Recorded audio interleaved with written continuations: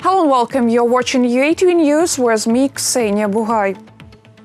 Let's start with the latest developments. Almost 2,000 servicemen and more than 100 units of combat and special equipment. Russia began large-scale paratrooper exercises on the territory of the occupied Crimea. The drills will continue for days at the Opuk training ground. This is the eastern part of the occupied peninsula. The subdivisions will work out the defense as well as perform live fire exercises.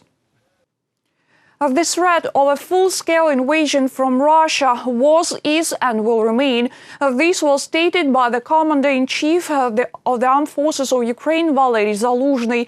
According to him, the number of members of the illegal armed groups now exceeds 37,000. About 2,500 of them are professional Russian military. In addition, even after the official end of the large-scale Russian-Belarusian exercises, Sabotage 2021 near the Ukrainian borders, Russian troops are in no hurry to return to their places of permanent deployment. They are still concentrated in the southern military district of Russia. According to the Armed Forces of Ukraine, each of the groups numbers about 1,000 people. Загроза повномасштабної агресії, вона є. The threat of full-scale aggression was all the time and still is, and unfortunately I should note that apparently it will remain. Accordingly to our task as the armed forces of Ukraine, we shouldn't wait for some miracle, and we are doing everything to be always ready. We are conducting a set of exercises, including with our Western partners as well as NATO partners. We are doing everything possible to make the enemy less willing to implement such a scenario, so to say. Ukrainian army is improving its combat potential. The United Efforts 2021 exercises continues. Military unit of 15 countries take part in them, among them 11 NATO members and 4 partners of the alliance.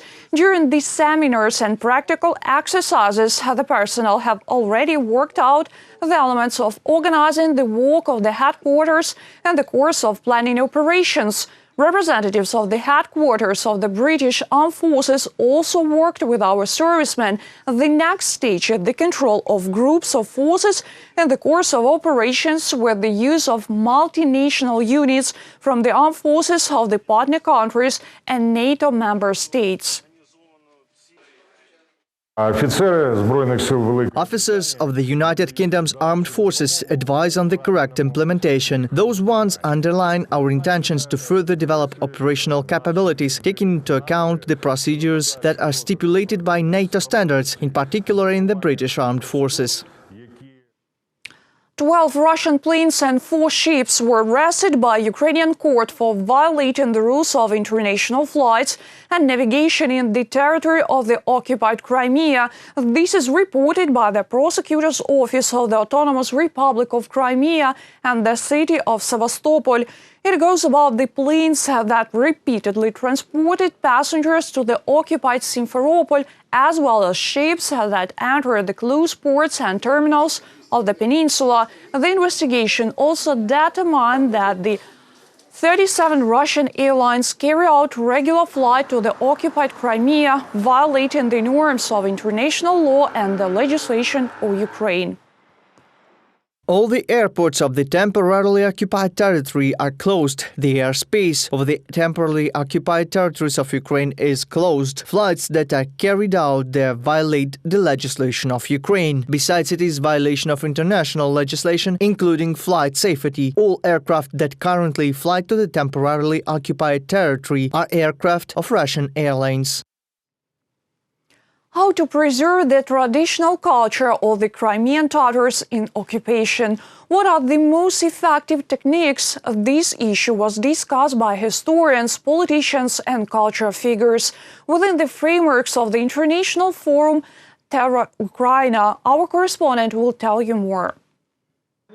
Persecutions, illegal arrests and abductions. The Crimean Tatars have experienced all the horrors of the occupation of Crimea by Russia, and Ukraine is simply obliged to preserve the cultural heritage, traditions and language of its indigenous people. The entire Ukrainian society should pay more attention to such a topic as the history of the Crimean Tatars, the history of Crimea in general. In my opinion, in the school program we should have more sections and more time to pay attention to this issue. Ukraine has already made the first step. The parliament recently passed the presidential bill on indigenous peoples. It enforces the right of indigenous peoples to self-determination, their own national symbols, and the development of their spiritual, religious, and cultural traditions and customs. We should effectively use the opportunities provided by the law on indigenous peoples of Ukraine. We have to work hard on those tasks that are written out in the strategy of development and preservation of the Crimean Tatar language. The transition of the Crimean Tatar language to the Latin alphabet is one of the tools for its preservation, experts say, as well as the popularization of the language in educational institutions. We speak about the creation of Ukrainian and Crimean Tatar languages schools. Such schools should appear in those places where representatives of the Crimean Tatar people live now. Those are Arson and Kiev and other places as well. It is also suggested to open departments for the study of the musical and architectural heritage of the Crimean Tatar people at higher educational institutions. Ми зробимо реконструкцію. We will make a reconstruction based on those historical, architectural, ethnographic developments that our friends from Crimea provide us with, and we will build such a Crimean Tatar house and the place where it should be geographically located in our museum. If we talk about this place, both intangible and tangible cultural heritage will be preserved here. Historians are sure that another problem that people faced is Soviet propaganda, which usually showed the Crimean Tatars as traitors. Створювався міф. A myth was created about Ukrainian Cossacks, showing them as lazy robbers. On the other hand, there was a myth about the Crimean Tatars as bandits who always came to Ukraine with raids. Such a negative image was formed. At the same time, there were many peaceful pages in the history of Ukraine and the history of the Crimean Tatar people. 23 peace agreements were made between the Crimean Khanate and the Ukrainian Hetmanate. At present, Ukrainians and Crimean Tatars have one big common goal. The task is to preserve stability and democracy and development of our state, on which the liberation of Crimea depends. Therefore, we cannot consider the issue of Crimea separately without linking it to the future of Ukraine itself. The occupation of Crimea remains a priority in Ukraine's international policy. Thus, the country has launched an international coordination mechanism to return the Crimea issue to the international agenda, the Crimean Platform, the main task of which is to return control over Crimea to Ukraine, reported by Nick Starkov and Yulia Granovska, UATV News.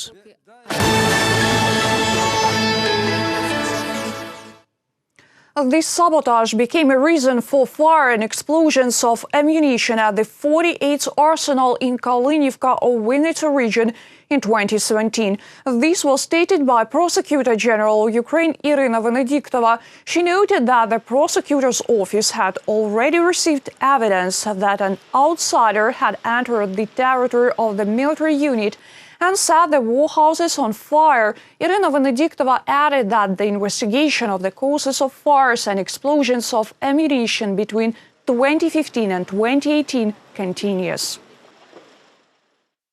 The version of an explosion at the 48th Arsenal caused by an unauthorized person entering the territory of the unit and installing an explosive device is confirmed by the evidence obtained and the conclusions already obtained and attached to the forensic examinations, protocols of covert investigative actions, interrogations of witnesses and other examinations. A chance for small and medium businesses. The presidential law on oligarchs passed by the parliament will have a positive effect on the development of the economy in our country. This was stated by advisor to the head of the office of the President of Ukraine, Timofey Milovanov. By depriving the oligarchs of influence on big politics and the media, the state will be able to bring the economy out of shadow and entrepreneurs will have new opportunities to develop. Механизм такой. The mechanism is the following. Oligarchs distort prices last through decisions of parliament and the cabinet of ministers in their own interests. This means that public and private non-oligarchic companies will make more money. Prices will be formed by the market. More taxes will be paid to the budget. People will have more salaries. And yet, for example, the pension fund will be larger. There will be more support for doctors and military personnel. This would be a direct effect.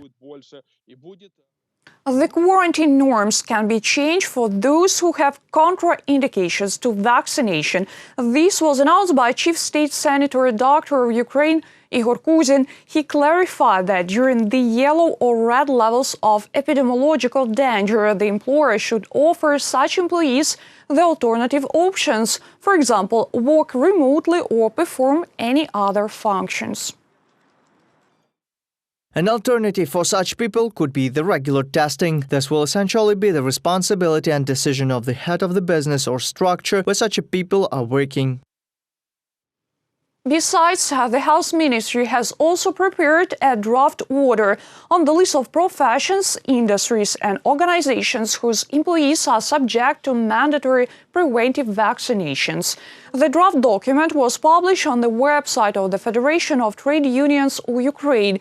The list includes employees of local state administrations, central executive authorities and their territorial divisions, as well as educators.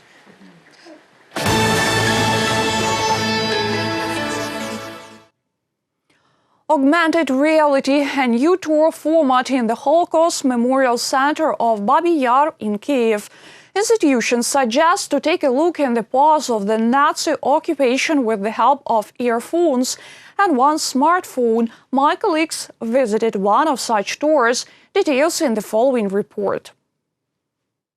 The Road of Death monument is located on Ilyenko Street in Kyiv, earlier known as Melnikova Street. On the 29th of September 1941, more than 30,000 Jews were gathered here and led to execution. And today, a tour committed to the victims of Babi Yar marks its start from this point.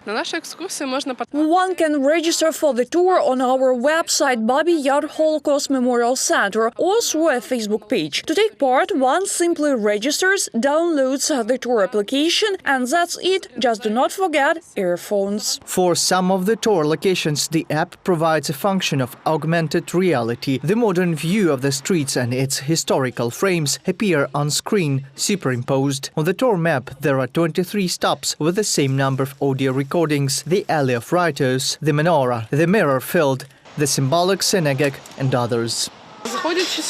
Coming here, we are like children. We open the world of the pre-war Judaism in Ukraine, which is lost, unfortunately. Tours are held every week on Sundays. According to tour guides, there are usually at least 10 people. They come to comprehend the scale of the Babi Yar tragedy. I have goosebumps here. I could not imagine that this is so complicated with so many contexts and narratives. It is not just the local, but the true world context. For the first time, I go this deep into the history of the Holocaust and Babi Yar, and it is gripping. The stories of those times are familiar to many, not just to the victims' relatives or kin. After all, the Second World War claimed the lives of millions, not only in places of mass executions. My grandpas were killed on the battlefield. My dad survived the war. He was born in 1935, but he remembers it and he told me many things. I grew up hearing stories about the old days, about wartime from my relatives. Today I got very interested in nuances. Near the old Jewish cemetery, there were young boys' wards. He described the emotions he felt when he saw chains of people that were led to the execution. He heard shots and people's shouts. From the first minutes it was hard to listen, but then I got adjusted. Commemorative events to begin in Babi Yar on the 29th of September. On the 18th anniversary of the tragedy, the top officials and foreign guests will honor the memory of those killed here. Reported by Nick Starkov and Larissa Zubenko, UATV News. The objects of industrial tourism are popularized by activists of Kryvyi Rih city in Dnipropetrovsk region. This city is the only one in Ukraine participating in the international dance flash mob called Work It Out. Its task is to unite youth in a common dance and draw attention to the preservation of industrial heritage. In total, 35 sites in 14 European countries have joined the event.